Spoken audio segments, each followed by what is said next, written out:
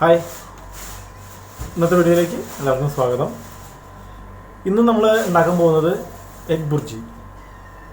നമ്മളെല്ലാവരും കേട്ടിട്ടുണ്ടാവും. നമ്മുടെ നാട്ടിലാണ് ആ പേര് പറഞ്ഞു കഴിഞ്ഞാൽ പലർക്കും അറിയാത്തത്. അപ്പോൾ നമുക്ക് ആ എഗ് ബുർജി ഉണ്ടാക്കാം.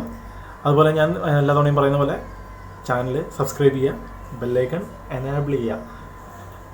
അതുപോലെ വീഡിയോ ഇഷ്ടപ്പെട്ട അഭിപ്രായം അത് കമൻ്റായിട്ട് വീഡിയോയുടെ താഴെ തന്നെ രേഖപ്പെടുത്തുക. അതുപോലെ സുഹൃത്തുക്കൾക്ക് ഷെയർ ചെയ്യുക. അപ്പോൾ നമുക്ക് വീഡിയോ കാണാം. വലിയൊരു സവാളയാണ് നമ്മൾ ഇതിനായിട്ട് എടുക്കുന്നത്. അത് നമുക്ക് ചെറിയ കഷ്ണങ്ങളായിട്ടൊന്ന് അരിഞ്ഞെടുക്കാം.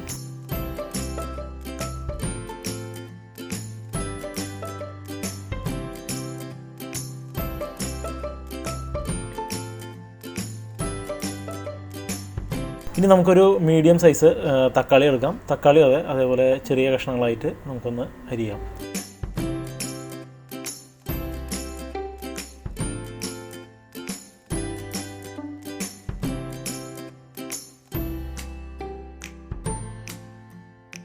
അതുപോലെ 2 പച്ചമുളക്.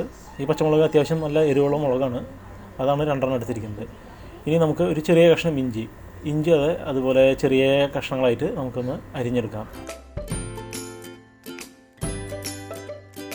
ഇനി ഒരു പാത്രത്തിൽ എണ്ണ ഒഴിച്ച് നമുക്ക് സവാള ഒന്ന് വഴറ്റിയെടുക്കാം.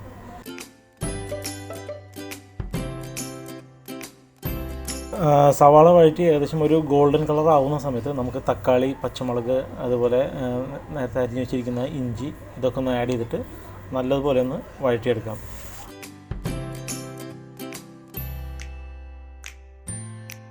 എൻ്റെ വീഡിയോ ആദ്യമായിട്ട് കാണുന്നവരാണെന്നുണ്ടെങ്കിൽ ചാനൽ സബ്സ്ക്രൈബ് ചെയ്യാൻ മറക്കരുത്. സബ്സ്ക്രൈബ് ചെയ്യുമ്പോൾ പ്രധാനമായിട്ടും അതിൻ്റെ തൊട്ടടുത്തുള്ള ബെല്ലൈക്കൺ കൂടി പ്രസ് ചെയ്യണം.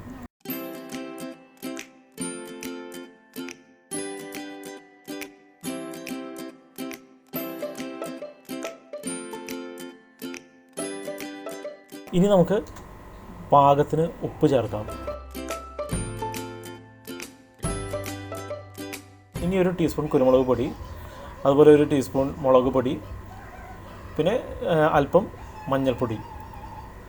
ഇതെല്ലാം ആഡ് ചെയ്തിട്ട് നമുക്ക് നല്ലതുപോലെ ഒന്ന് മിക്സ് ചെയ്തെടുക്കാം.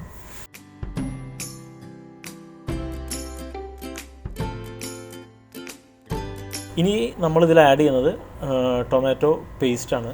അത് ഒരു ടീസ്പൂൺ നമുക്കതിൽ ആഡ് ചെയ്ത് കൊടുക്കാം.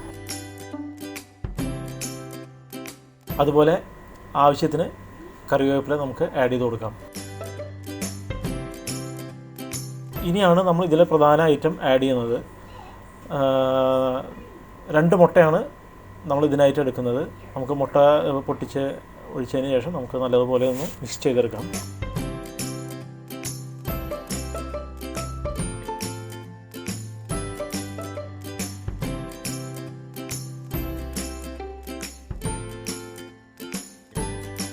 നമ്മുടെ ബുർജി ഏകദേശം റെഡിയായി കഴിഞ്ഞു.